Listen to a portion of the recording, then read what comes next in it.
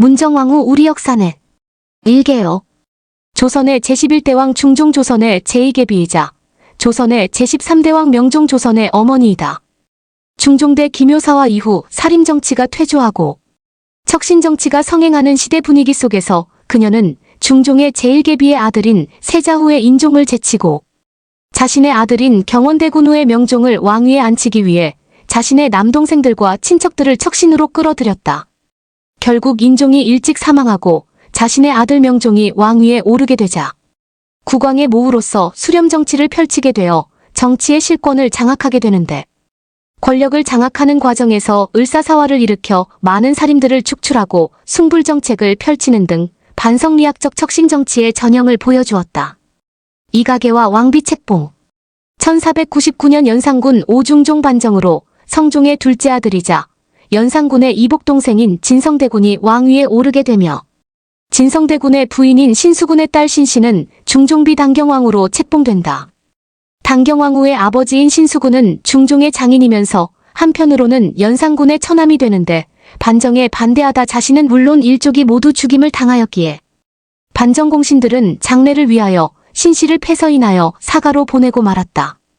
반정공신들은 중종의 새 왕비로 반정의 주도 세력인 유님의 여동생이자 영돈영 부사 윤여필의 딸을 중종의 계비로 추대하였으니 그녀가 곧 장경왕후 윤씨이다. 장경왕후 윤씨는 중종과의 사이에서 효혜공주와 세자후의 인종조선 두 자녀를 두었는데, 왕비가 된 지 8년 만에 세자를 낳다가 산후병으로 사망하였다. 그러자 유님은 세자의 보호를 위해 같은 가문 출신 중에서 중종의 두 번째 계비를 물색하였고 결국 윤지임의 딸 윤씨가 그 대상자로 지목되었다.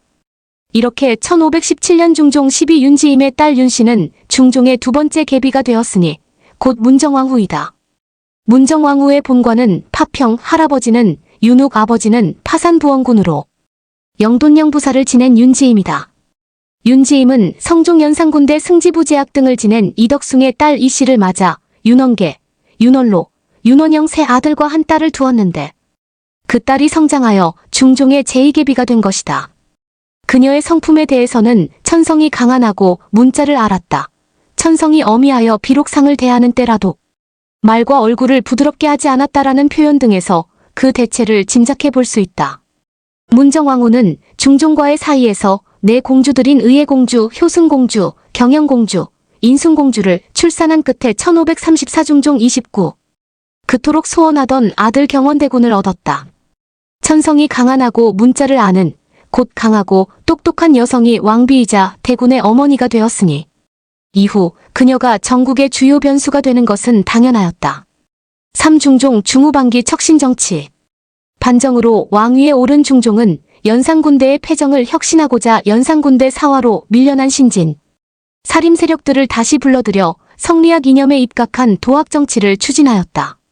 10여 년간의 준비기간을 거친 후 1515년 중종 10중종은 드디어 조광조 이하 신진 살림 세력들을 본격적으로 등용하여 이른바 지치주의로 표방되는 성리학적 개혁정치를 시작하였다. 중종의 전폭적인 지지를 입어 기묘살림의 개혁정치는 빠르게 진전되었으나 점차 개혁의 방향이 중종과 기성의 훈구 세력들의 입지점과 부딪히는 현상이 생겨나게 되었다. 결국 개혁정치에 대한 중종과 훈구 세력의 불만은 1519년 중종 14. 반정공신 위훈삭제 사건을 계기로 폭발하게 된다. 중종은 기묘사화를 일으켜 신진 살림 세력을 제거하고 재차 훈구 세력을 등용, 보수적인 전국 운영 방식으로 선회하였다. 곧 중종은 애초 신진 살림 세력의 새로운 사상적, 정치적 경향에 적극 호응하였지만 이것이 국왕권의 강화와 배치되는 문제가 있다고 생각되자 이를 바로 물리쳤던 것이다. 기묘사화 이후 전국은 훈구 세력에게로 넘어갔다. 살림 세력은 도학 정치를 표방, 전국 운영의 이념과 원칙이 상대적으로 분명하였지만 다시 전국 주도권을 장악한 훈구 세력의 경우 이러한 부분에서 상대적인 취약성을 지녔고, 따라서 기묘사화 이후 훈구 세력 내의 정권쟁탈전이 극심해져 전국은 더욱 혼란해졌다.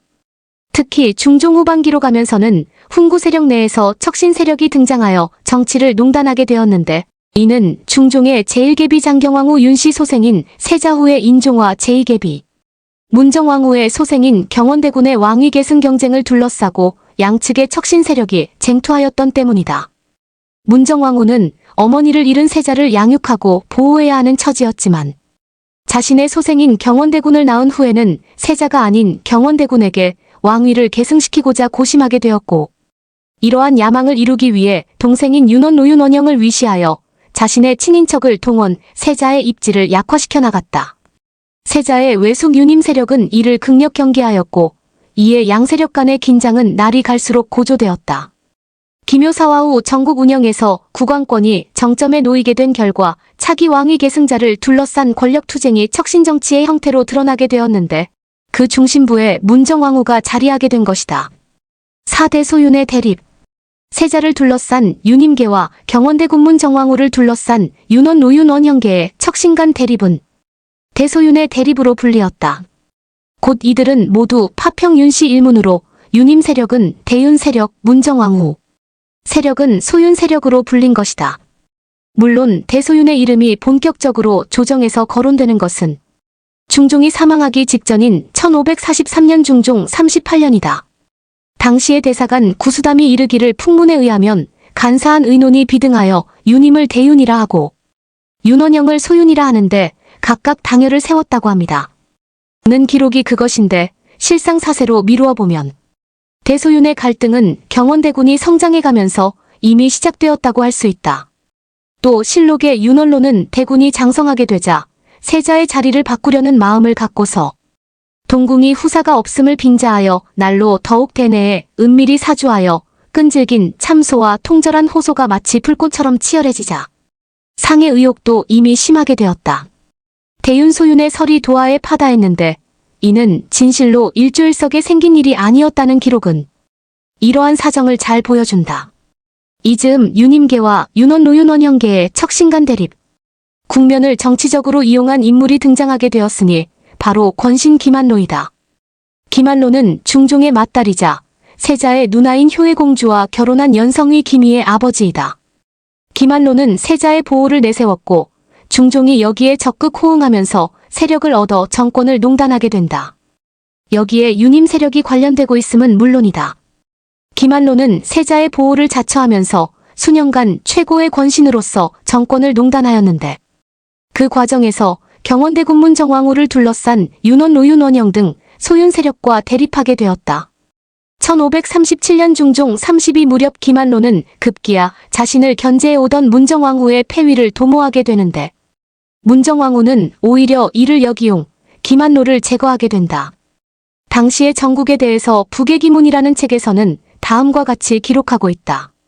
기만로가 권세를 마음대로 전단하여 여러 번 큰 옥사를 일으켜 왕실의 지친과 공경 대신들까지도 죽이고 귀양 보내는 일이 계속되었으며 심지어는 국무 문정왕후를 폐하고자 한다는 말까지 있었다.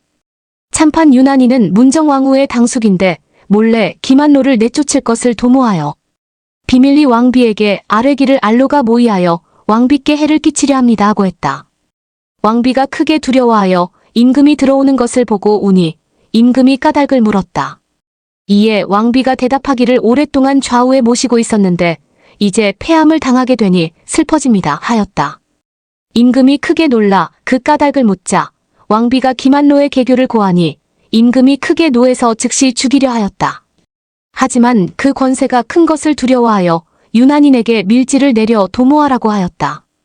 또 실록에 정윤현의 왕비의 친족인 윤한인 윤원로가 기만로를 제거하려다가 도리어 기만로에게 미움을 받았고 위에서도 기만로가 나쁜 줄 알았으나 누르기 어려웠다. 마침내 윤임이 대사원 양현에게 말해 논액주벌하였다는 기록은 대윤계와 연결된 기만로 일파가 문정왕후와 소윤계에 의해 제거되는 과정을 잘 보여준다. 기만로 일파가 제거된 이후에도 세자와 경원대군을 둘러싼 대소윤 간의 정쟁 구도는 여전히 계속되었다. 다만 정쟁의 축은 기만로 세력 대 윤원 노윤원영 세력이 아니라 윤임 세력 대 윤원 노윤원영 세력이 되었다. 이즈음 중종 말년 인종이 동궁에 있을 때 사자가 없음을 보고 윤원영이 형 윤원로와 함께 서로 어울려 헛소문을 만들어 동궁의 마음을 동요시켰으며 문정왕후가 안에서 그 의논을 주장하였다. 이리하여 대윤이니 소윤이니 하는 말이 있게 되어 중종이 이 걱정으로 승하하였다. 는 기록은 중종 말년 대소윤의 대립이 더욱 심해졌으나 중종이 이를 통호하지 못하고 오히려 그 와중에 고민하다가 사망하였음을 보여준다. 오인종의 즉위와 살림 세력의 재등장. 1544년 중종 39 중종이 사망하자 왕위는 자연스럽게 세자인 인종에게로 넘어가게 되는데 이는 대소윤 간의 대립에서 대윤이 승리하게 되었음을 의미하는 것이기도 했다. 인종은 동궁 시절부터 효심이 깊어 문정왕후의 뜻을 거스르지 않고자 항상 노력하였던 데에서도 알 수 있듯이 매우 온화한 성품이었다. 성리학에도 뛰어난 조예를 보였으며 김인후, 유관, 이현적 등 사림 인사들을 매우 신임하였다. 이러한 세자 주변에는 김효사와 이후 약세를 면치 못하던 사림 세력들이 대거 결집되었고 자연스럽게 사림 정치에 대한 새로운 기대가 생겨나게 되었다. 동궁이 날마다 유신들과 더불어 옛글을 강론하기를 주야로 게을리하지 않으니 당대 선비들이 자기 집에서 몸을 닦아 훗날 등용되어 어진 임금께서 쓰일 희망을 가지고 간절히 기다리니 유풍이 크게 떨쳐서 사람들이 요순이 될 소년 임금이라 일컬었다는 기록은 이러한 분위기를 잘 보여준다. 실제로 인종은 즉위 후 이조판서 유인숙을 통해 사림들을 널리 등용 사림들의 기대에 부응하였다. 그러나 사림들의 이러한 여망을 뒤로하고 인종은 즉위 후 건강이 극도로 나빠지더니 재위 9개월도 채 못되는 시점인 1545년 인종 원년 7월 사망하고 말았다. 더구나 그에게는 소생도 없었기에 인종을 지지하던 대윤은 순식간에 세력 기반을 상실하고 말았다. 육명종의 즉위와 을사사화. 1545년 인종 원년 7월 인종이 사망하자 그의 이복동생이자 문정왕후의 아들인 경원대군이 불과 12세의 어린 나이로 왕위에 오르게 되었다. 문정왕후와 소윤계 척신 세력의 오랜 소원이 이루어지게 된 것인데 더군다나 신왕이 너무 어려 모후인 문정왕후가 수렴 정치를 행하게 되자 권력은 문정왕후와 소윤계 세력으로 급격히 옮겨가게 되었다. 윤원로가 윤원영과의 세력 다툼으로 밀려나 사사된 이후 소윤계는 윤원영과 그의 첩, 정난정을 중심으로 움직이고 있었다. 명종의 즉위와 함께 시작된 문정왕후와 윤원영 등의 세도는 명종 20년, 문정왕후의 사망에 이르기까지 지속되었다. 문정왕후와 윤원영은 수렴 정치가 시작되자마자 오랜 정적인 대윤파 제거에 나서게 된다. 윤원영은 대윤계의 영수인 유님, 또 유님 일파인 영의정 유관유인숙과 그 주변에 포진된 사림을 제거하기 위해 평소 이들에게 원한을 가진 정순붕, 이기, 임백령 허자, 최보안 등을 신복으로 삼아 계책을 꾸며 대윤 일파가 영모를 꾀하고 있다고 무고하였다. 영모죄에 몰린 대윤계는 하루아침에 몰락하게 되어 유님 유관유인숙이 사사되며 더 나아가 이들과 연결된 살인 인사들도 대거 피해를 보게 되었다. 이것이 곧 을사사화이다. 유님 등이 급작스럽게 영모죄로 얽혀든 을사사화의 정황에 대해서는 선조대 이황의 을사사건에 관련된 여러 사람들이 인종을 위하여 충성과 의분을 쌓았는데 사태가 벼랑간 크게 변하여 인종이 승하하고 명종의 왕위 계승이 결정되자 충신이 도리어 간사하다는 의심을 받게 되고 간사한 자가 올바른 것처럼 되었다. 이에 간사한 자들이 이런 추세를 타고 원수를 갚으려고 크게 무함하여 마침내 반역이라는 죄명을 입혔다. 이를 죄 없는 사람도 함께 도륙당했다고 한 것이다. 유님 사건은 당시에 실제로 있었다 해서 큰 죄를 가하였지만 여론은 그것이 꼭 실제로 있었다고 단정하지 않았다. 퇴계짚는 언급을 통해 그 대체적인 사정을 짐작해보게 된다. 을사사화가 일자 문정왕후의 수렴 정치와 이기 등의 농간을 비난하는 여론이 일었고 전국 내 이러한 이상기류는 이듬해인 1547년 명종 이 양재역벽서 사건으로 폭발하게 되었다. 곧 경기도 과천 양재역의 여주가 위에서 정권을 잡고 간신 이기 등이 아래에서 권세를 농단하니 나라의 멸망을 서서 기다릴 만하다. 어찌 안심하지 않은가? 라는 내용의 익명으로 된 벽서가 나붙었다. 문정왕후나 윤원영이기 등은 그 문서의 진위를 따지거나 작성자를 색출하는 대신 이 모든 사태는 오로지 이전의 역적을 엄벌하지 않았기 때문이라며 옥사를 일으켰다. 문정왕후의 수렴 정치와 이기 등의 농간을 비난하는 여론에 대해 소윤계는 오히려 이를 역이용 재차 대윤계 및 대윤계와 연결된 살림 세력들을 토색하는 계기로 삼았던 것이다. 결국 유님의 인척인 송인수 이학빈이 사사되고 권벌이현 적정자 노수신 유이춘백인걸 등 대윤계 살인인사 20여 명이 유배되었으며 이들 외에도 사건의 조사 과정에서 희생된 살인계 인물들이 많아 이는 정미사화로도 불리었다. 칠명종대 문정왕후의 수렴정치와 숭불. 이처럼 문정왕후의 비호하에 윤원영은 각종 권모술수를 동원, 대윤계 및 대윤계와 연결된 살인들을 처단하였는데 을사사화 이래 56년간 대략 100여 명 정도가 처단되었다고 한다. 이러한 과정을 거치면서 문정왕후와 소윤계의 정치적 위상은 확고부동해졌다. 1553년 명종 8명종이 친정을 하게 되자 명종은 문정왕후와 윤원영을 제어하기 위해 명종비 인순왕후 심씨의 아버지인 심강의 처남인 이량을 이조판서로 등용하기도 했다. 이러한 명종의 의도와 달리 이량 또한 척신으로서 세도를 부리면서 살인파 윤근수, 이문영, 윤두수 등을 외직으로 추방하고 재차 사화를 꾸미는 등 척신정치의 행태를 그대로 답습하였다. 문정왕후는 수렴정치를 그만둔 후에도 1565년 명종 20 사망하기 이전까지 명종의 배후에서 끝까지 권력을 놓지 않았다. 명종은 친정을 하게 되었지만 문정왕후의 제재를 받아 자유롭지 못했다. 윤원영은 할 일이 있으면 반드시 문정왕후와 내통해 명종을 위협하고 제재하니 주상의 걱정과 분노가 말과 얼굴에 나타나게 되었다. 내관 중에 그런 사실을 아는 사람이 있으면 윤원영은 궁인을 후하게 대접해 그들의 환심을 샀기 때문에 주상의 모든 행동을 알 수 있었다.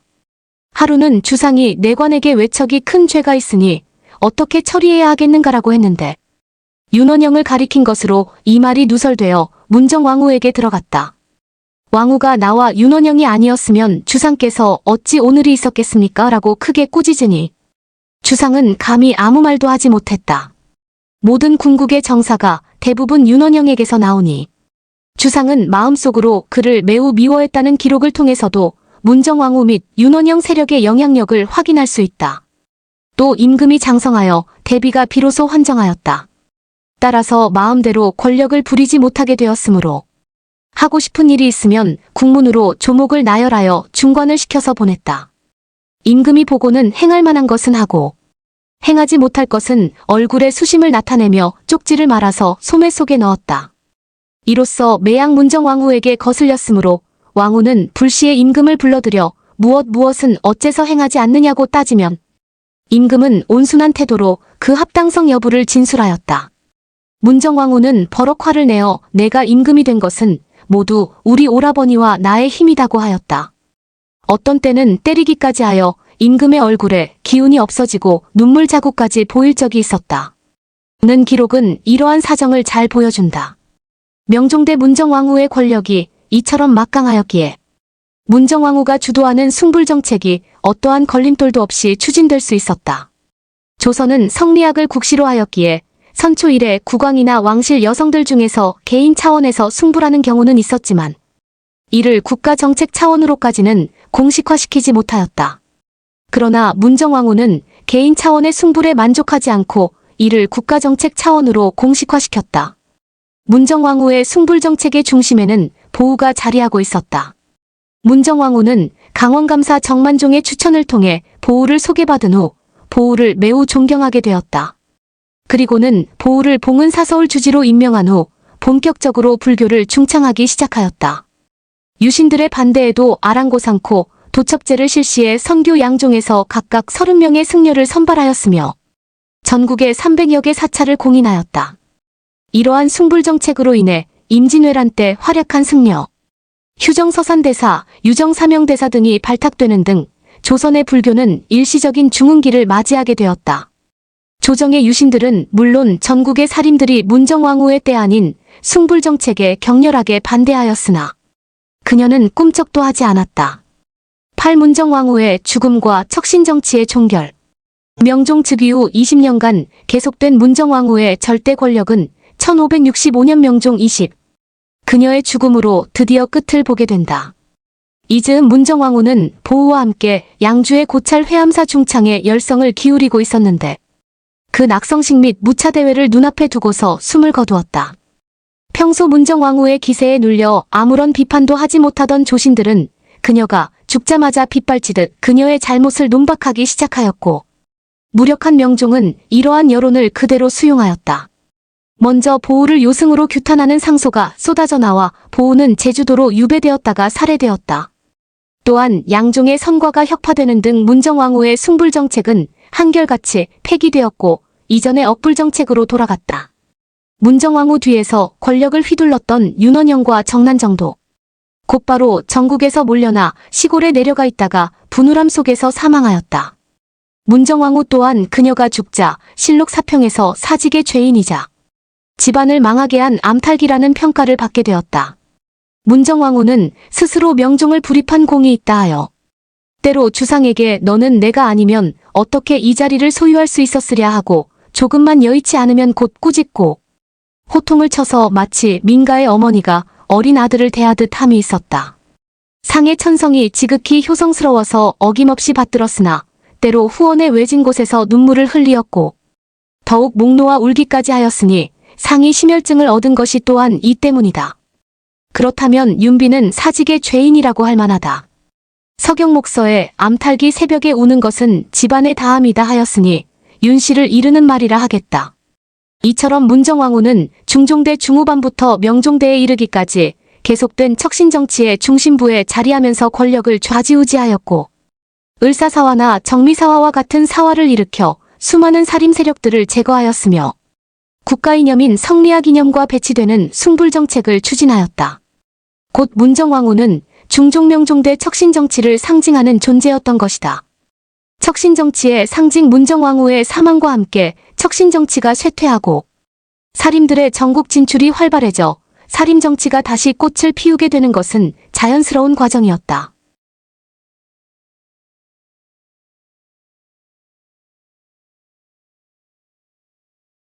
문정왕후릉태릉 조성 과정에 나타난 척신정치의 그림자.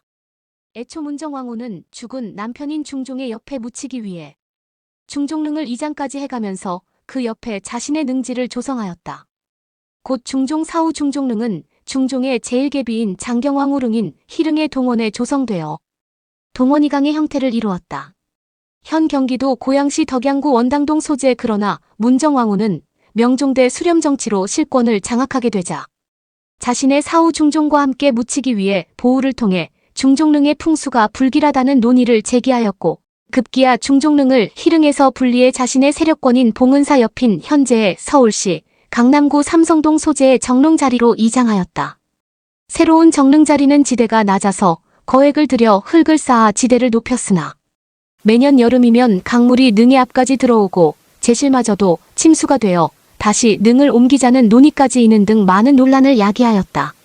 문정왕후는 이렇게 새롭게 정릉을 조성한 후 그 옆에 자신이 묻힐 자리를 만들기 시작하였으나 낮은 지대로 인한 침수의 문제로 인해 뜻을 이루지 못하였다.